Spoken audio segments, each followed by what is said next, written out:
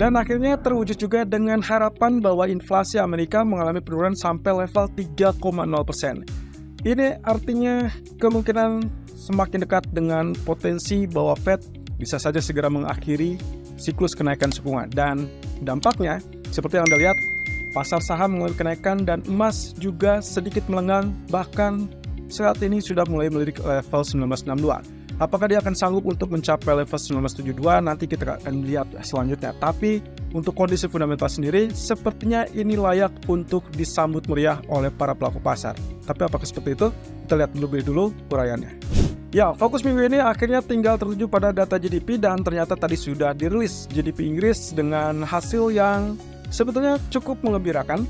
Kalau misalkan kita lihat potensinya pergerakan pound sterling pun kelihatannya sangat wajar kalaupun koreksi, tapi kita berharap ini akan bisa naik lebih tinggi. Tapi apakah ini akan menjadikan sinyal buy rumor ataupun bahkan sell on fact? Artinya mungkin saja perlahan tapi pasti kita akan melihat pola penurunan ataupun koreksi dari pound sterling dalam beberapa jam ke depan. Walaupun di malam hari mungkin saja kita bisa terbantu dengan data ekonomi dari Amerika. Oke, kita lihat terlebih dulu. Manufacturer berada di angka minus 0,2%, sedikit lebih kuat daripada ekspektasi minus 0,5. Ya, previous atau bulan sebelumnya berada di minus 0,1. Jadi mereka memperkirakan kurang lebih tingkat produksi dari manufacturer ini akan berada atau menyusut sampai level 0,5%. Tapi ternyata hanya di 0,2%. Selisih tipis saja dari data bulan sebelumnya. Sementara itu untuk industrial production sendiri berada di minus 0,6%. Ini yang kemungkinan relatif lebih parah dibandingkan previousnya, minus 0,2%. Bahkan diperkirakan minus 0,4, ternyata hasilnya adalah minus 0,6. Kemudian yang tak kalah penting dan paling utama dituju adalah GDP, Gross Domestic Product. Inggris basis bulanan berada di minus 0,1%.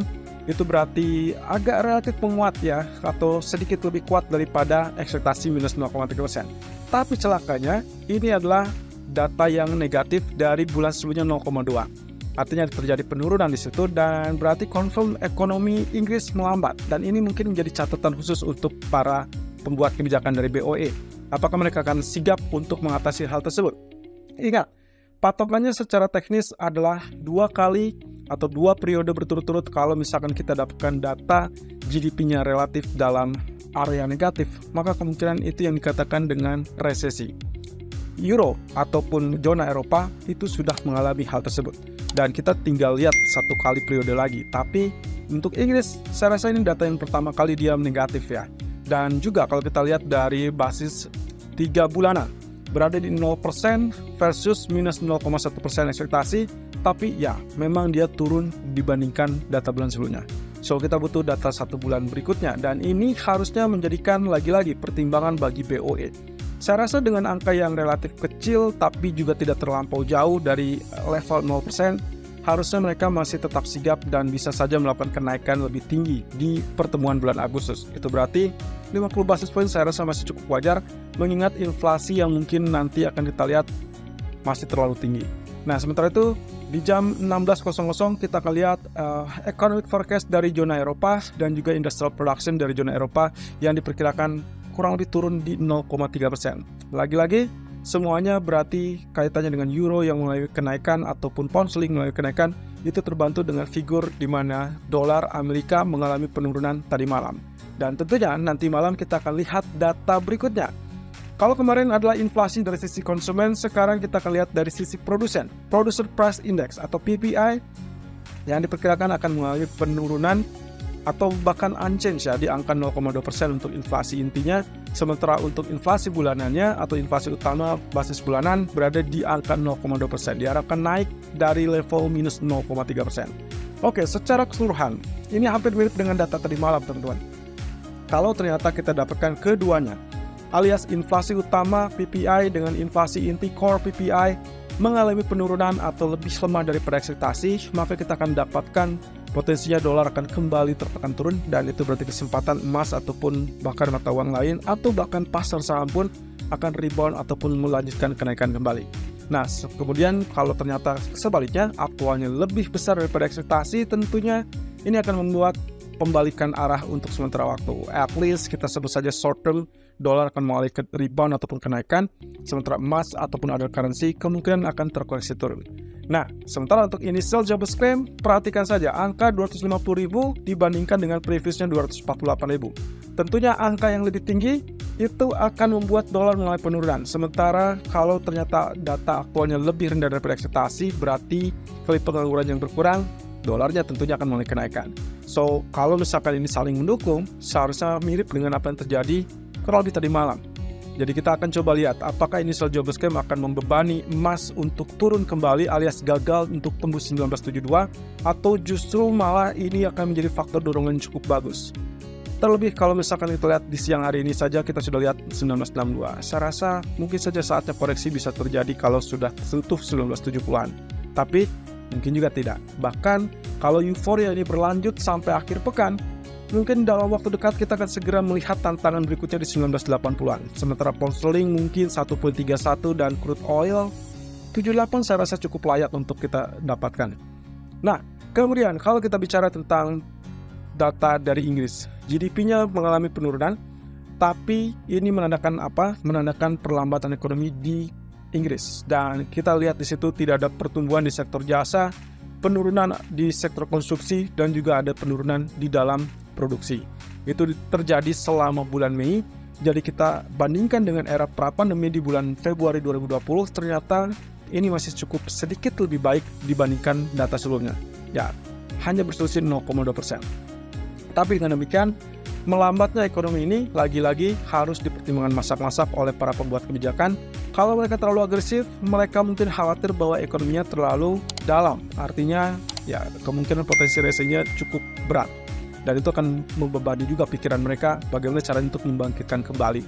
Tapi mau tidak mau, karena inflasi yang masih terlampau tinggi 8,7%, fokus utama mereka tidak ada pilihan lain. Tetap di jalur kenaikan suku bunga, dan itu berarti pilihannya antara 25 basis point atau 50 basis point. Bedanya apa? Bedanya adalah dari data GDP ini.